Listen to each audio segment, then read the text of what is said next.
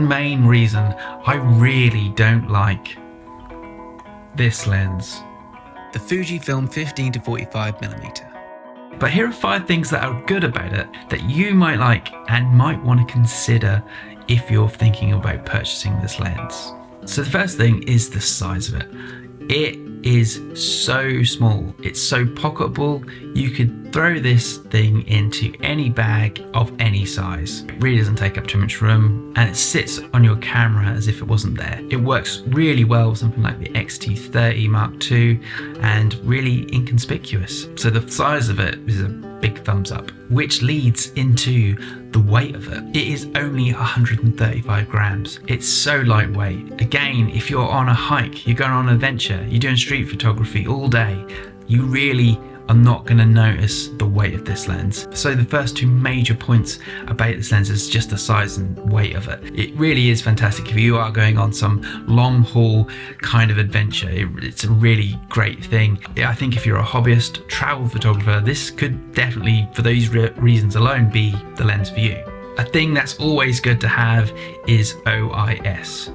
Optical image stabilization. Not every camera has this, and I think for the size of it, it's good that it has it. It really does stabilize some of that footage and some of those photos, which allows you to shoot better in low light. So having OIS is good and always a welcome feature in any lens, and you know, a big reason why I like something like the Fuji kit lens for that OIS feature.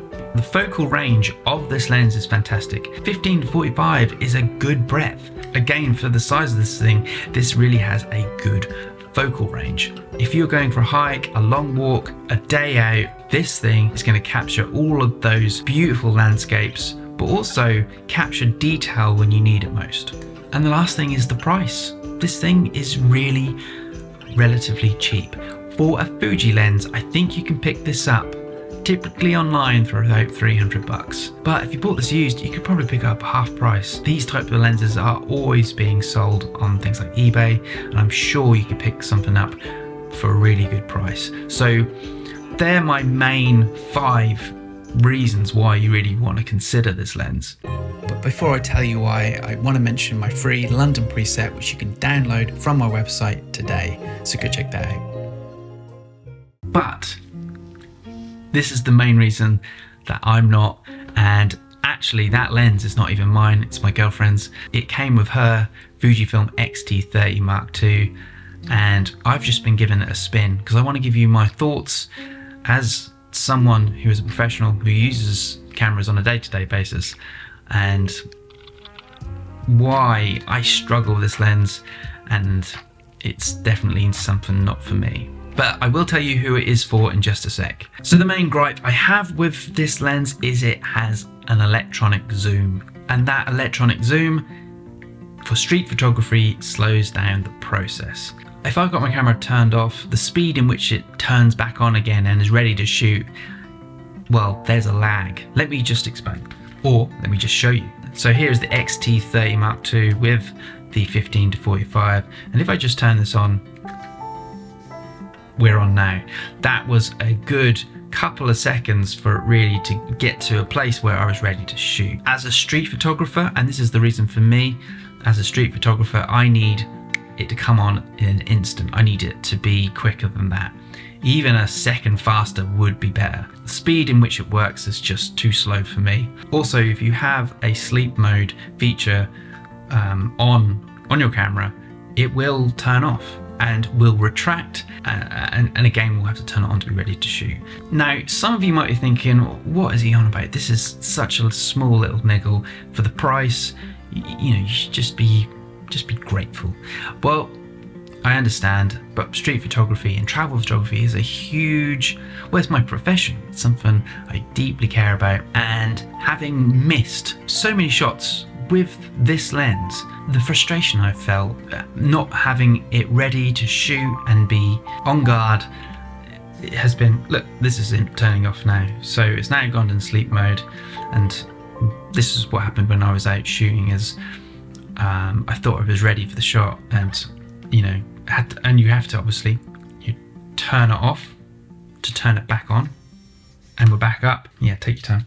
A huge issue for someone like me. But as I'm saying, if you are a hiker, adventurer, someone want light, you don't want to spend too much money, then this is fine. The image quality actually is surprisingly good. I'm actually, I'm chuffed with some of the images I've been getting with this lens and with the Fujifilm X-T30 Mark II. It's a really nice little setup, but that lag in the process of my work really is a disappointment when I see something that I want to grab and can't. Street photography is happening all around you. It's so fast. It can be a person crossing at the same time as a car, and it can happen in a split second, and I want to be ready to take that shot. So I can recommend this lens for some people, but for some of my more kind of ardent kind of street photographers, travel photographers, people that do like the same sort of speed as me, then I would definitely steer clear of this lens.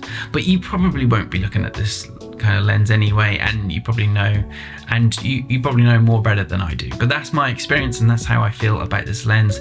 I don't like to talk bad about things, but I want to give an honest opinion and experience of this lens. It's just like a niggle. It's like, I don't like this. And the electronic zoom is something that is just such a turn off. But who is this for? And it is definitely for your hiker, your adventurer, you're someone who goes out on long day trips but doesn't really want to be taking one of your big Fuji 16 to 55 f2.8 lenses. I mean, that thing is huge. You don't I can see the difference. For price, you don't want to spend too much. So yeah, the size, the compactability, the price, all those things are a real big factor. And the things I really like the OIS. That means you can shoot footage on the go, especially if you have a camera that has IBIS in it, then you're fine. If you don't, then it's going to stable your footage better. So what I'm saying is this lens is for people who have a Fujifilm camera, but they don't want to spend too much money. They want to capture the breadth of everything, take a bit of video. This lens is for you. That will be perfect. If you're not in no rush and you're not trying to get quick photos on the fly, I think I can safely recommend this lens for you.